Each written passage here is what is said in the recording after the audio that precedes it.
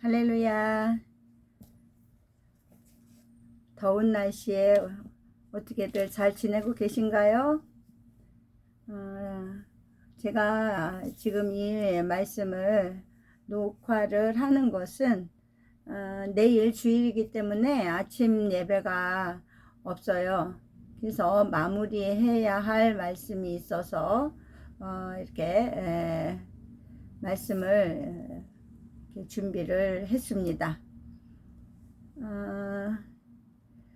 6월을 마치면서 우리가 아침 예배에서 이렇게 마무리해야 할 말씀이 고린도전서 11장 말씀을 마무리하고 이제 7월부터는 사도행전 말씀을 큐티로 들어가야 하기 때문에 지금 이렇게 부득이 말씀을 전하려고 합니다. 자, 일단 우리가 고린도전서 11장 1절 말씀부터 이제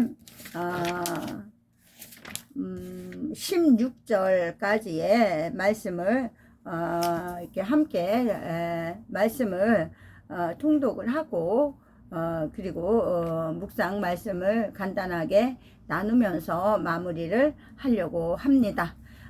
잠깐 기도할게요. 할렐루야. 좋으신 하나님 아버지 감사합니다. 저희들이 말씀을 더 가까이 하고자 오늘도 아버지 하나님 말씀의 자리에 앉았습니다.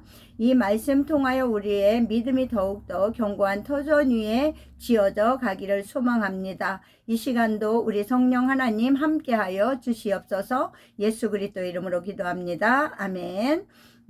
고린도전서 11장 1절로 16절 말씀 함께 보도록 하겠습니다. 시작. 내가 그리스도를 본받는 자가 된 것 같이 너희는 나를 본받는 자가 되라.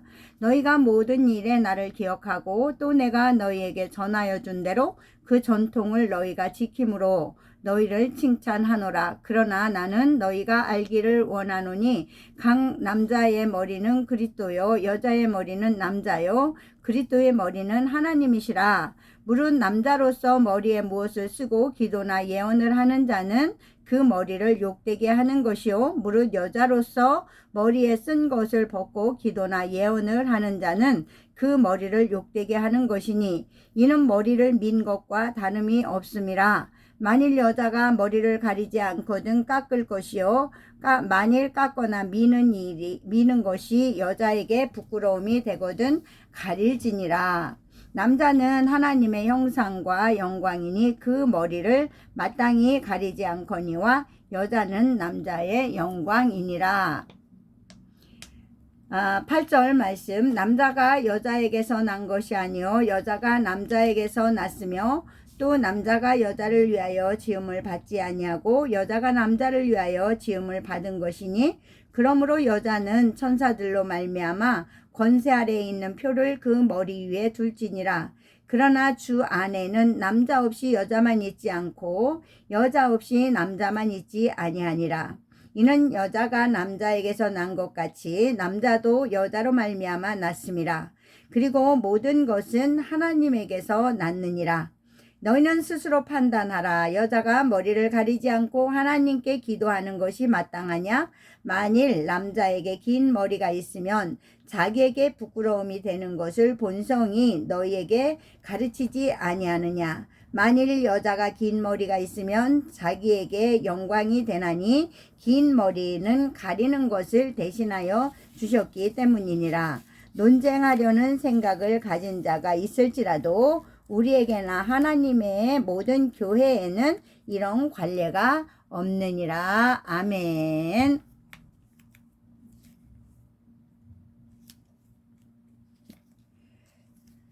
자, 오늘 이 고린도전서 말씀을 통하여 11장 말씀을 통하여 바울은 다른 사람의 유익을 구하라고 권하면서 여자가 예배 드릴 때에 머리에 수건을 쓰는 문제에 대해서 성경적인 근거를 들어서 지금 가르치고 있습니다. 하나님은 그리스도의 머리시고 그리스도는 남자의 머리시며 남자는 여자의 머리다. 그렇기 때문에 여자는 머리에 수건을 써서 복종의 표시를 해야 한다라고 오늘 바울은 11장 1절로 7절의 말씀을 기록하고 있습니다. 머리에 수건을 쓰던 과거의 예배의 규칙을 문자 그대로 현대에 적용할 수는 없습니다.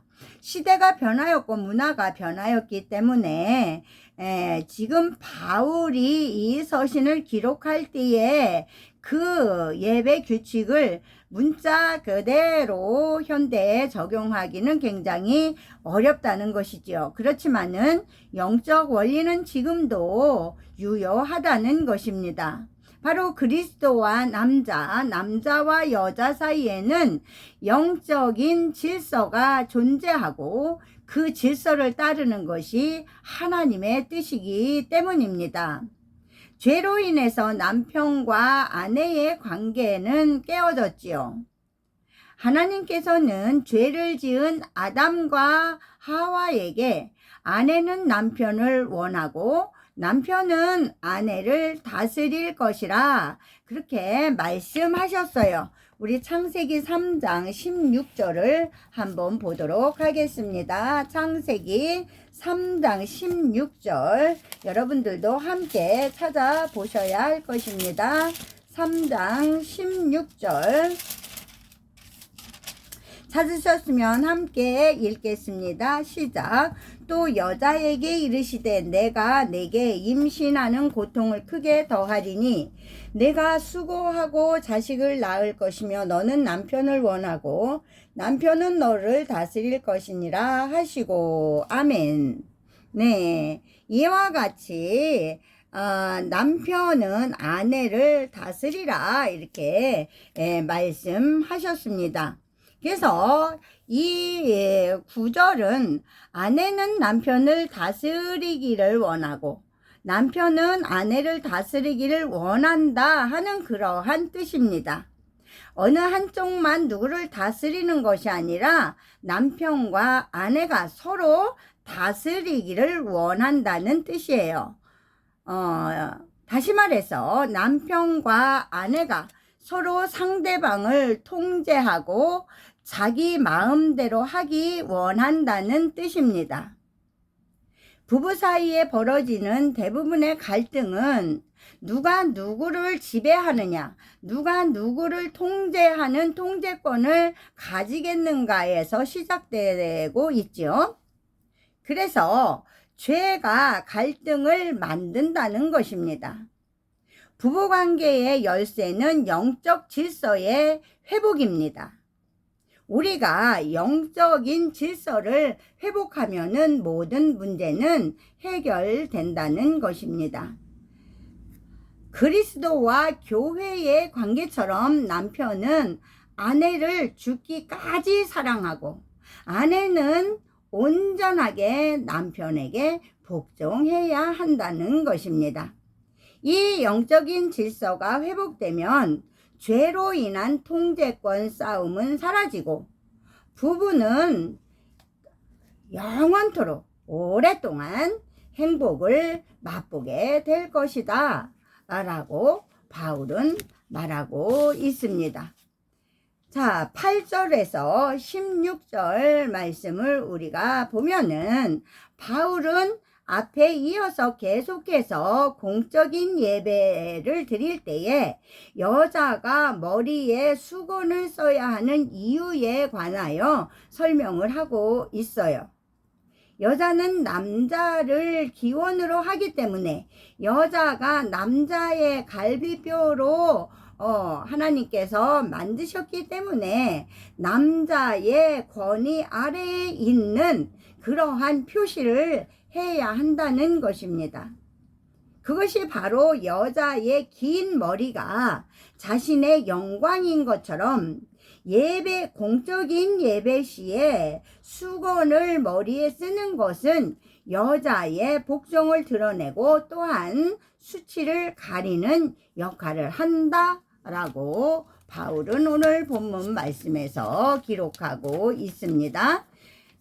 그래서 여기 8절 9절을 한번 보면은 남자가 여자에게서 난 것이 아니요 여자가 남자에게서 났으며 또 남자가 여자를 위하여 지음을 받지 아니하고 여자가 남자를 위하여 지음을 받은 것이니 그러므로 여자는 천사들로 말미암아 권세 아래에 있는 표를 그 머리 위에 둘지니라 라고 기록하고 있습니다. 바울이 성도가 구원으로 말미암은 영적 회복의 결과를 천사들에게 보여야 한다고 말하고 있는 것은 새로운 시각을 이렇게 제시를 하고 있는 것입니다. 천사들이 구원의 변화와 과정을 관찰하는 것은 굉장히 신비롭게 보여집니다.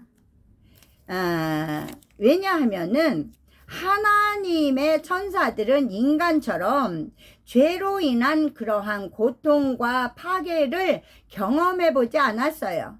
그러한 것들을 경험하지 않지만은 또한 죄로부터 회복을 받는 죄로부터의 회복도 경험할 수가 없기 때문에 이제 이 천사들이 구원의 변화와 과정을 관찰하는 것은 신비롭다는 것입니다.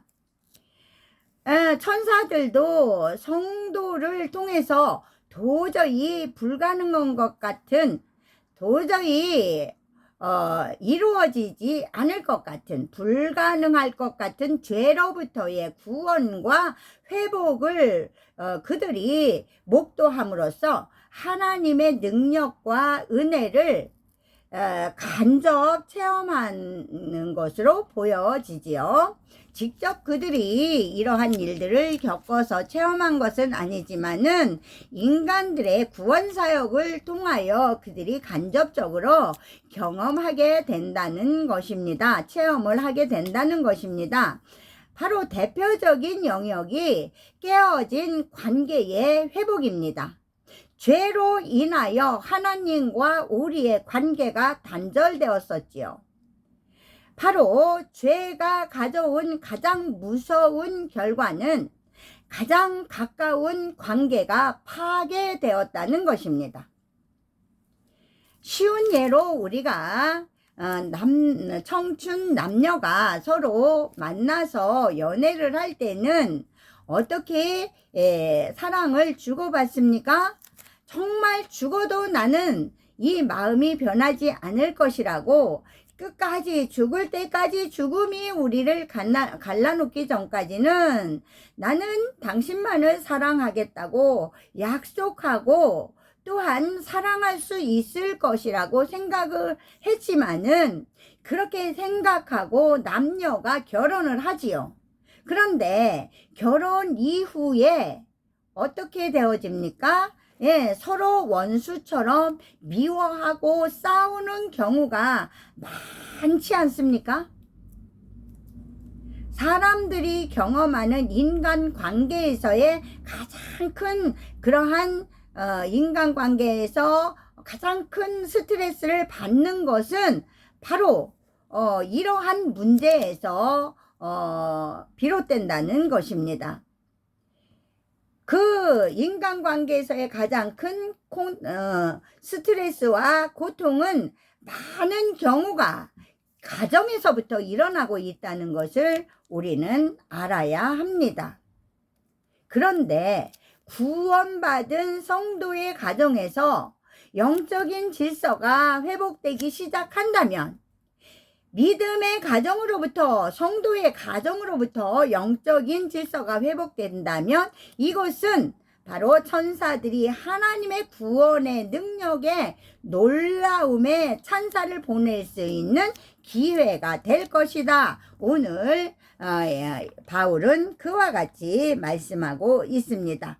자, 14절부터 16절을 한번 보도록 하겠습니다.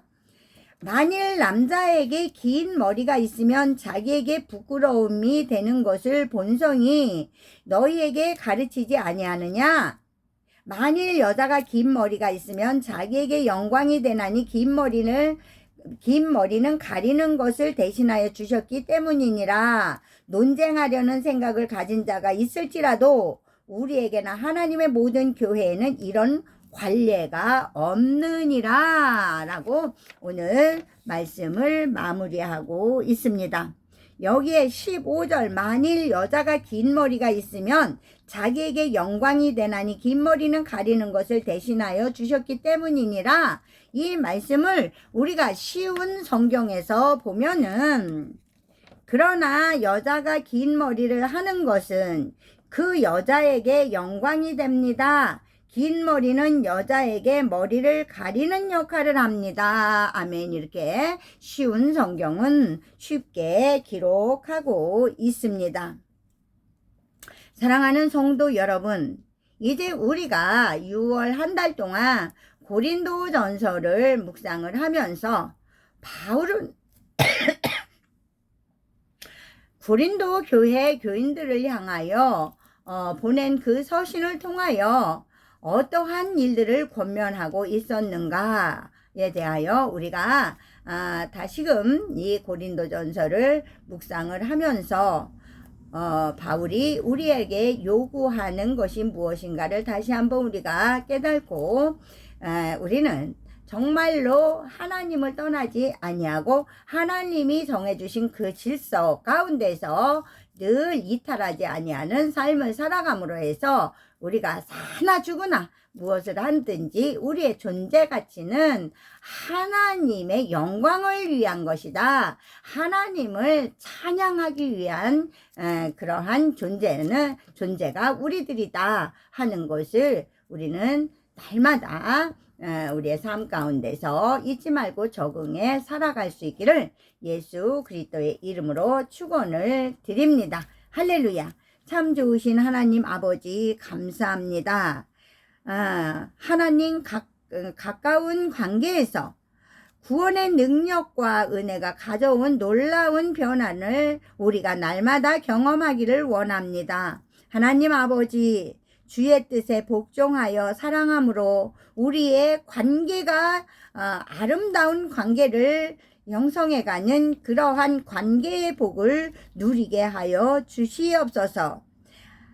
하나님 아버지, 6월 한 달 동안 고린도전서 말씀을 통하여 생수 같은 성령을 부어주심을 감사드립니다. 주신 은혜를 잃어버리지 않고 영적인 부요함을 누리게 하여 주시옵소서. 예수 그리스도의 이름으로 간절히 기도드리옵나이다. 아멘. 주기도문 하시고 자유롭게 기도하시고 마무리하시기 바랍니다.